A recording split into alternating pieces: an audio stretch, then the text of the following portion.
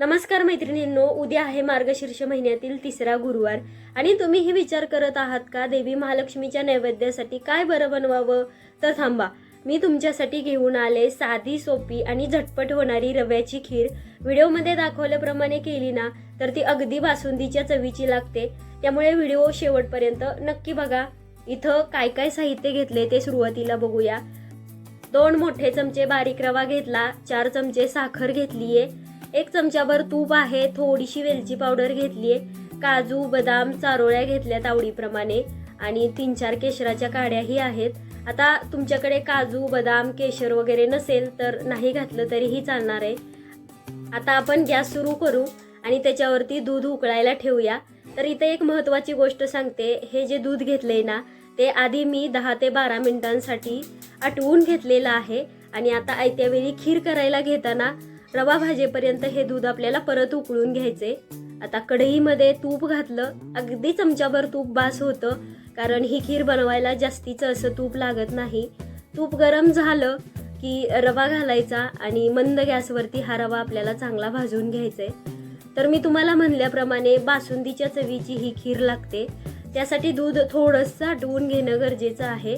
आणि काय होतं, मग रवा पटकन भाजला जातो आणि रवा भाजेपर्यंत हे दूध पुरेसं आटत नाही. त्यामुळे अगोदरच दूध थोडं आटवून घ्यायचं आणि रवा भाजताना हे फक्त उकळायला ठेवायचं, कारण आपल्याला खीर बनवताना उकळलेलं दूध वापरायचं असतं म्हणून.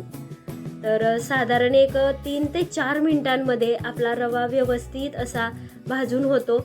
इथे बघा रंग बदललेला आहे. आता जे काजू बदाम चारोळ्या वगैरे घेतल्या होत्या ना आपण, त्या याच्यात घालायच्या आणि त्याही हलक्याशा अशा भाजून घ्यायच्यात आपल्याला. अगदीच काही जास्त ड्रायफ्रुट्स भाजायची गरज नाही आहे. थोडंसं परतून घ्यायचं आणि आपण जे दूध उकळायला ठेवलं आहे ना ते दूध याच्यामध्ये घालायचं आहे आपल्याला. हे अर्धा लिटर दूध आहे. आता तुम्ही म्हणाल झटपट होणारी खीर आहे आणि दूध आटवत बसायला कोणाला टाईम आहे? तर आपल्याला हे काय अगदी बासुंदीप्रमाणे आटवून घ्यायचं नसतं. गॅस सुरू करायचा, पातेलं ठेवायचं आणि 10 ते 12 मिनिटांसाठी मंद गॅसवर ते दूध उकळू द्यायचं. म्हणजे त्यातलं 1 कपभर तरी दूध आटलं जातं आणि तेच दूध आपल्याला खिरीमध्ये वापरायचं आहे. आणि तुम्हाला हे पण करायला वेळ नसेल तर अर्धा कप दुधावरची साय घाला, तेही चालेल. आता याच्यात आपण केशरच्या काड्या घातल्या 3-4. हे व्यवस्थित असं ढवळून घेऊया आपण. आता ही खीर अगदीच पातळ अशी दिसते, पण याच्यातला रवा जसा शिजत जातो तशी ही खीर अगदी छान अशी दाटसर होते.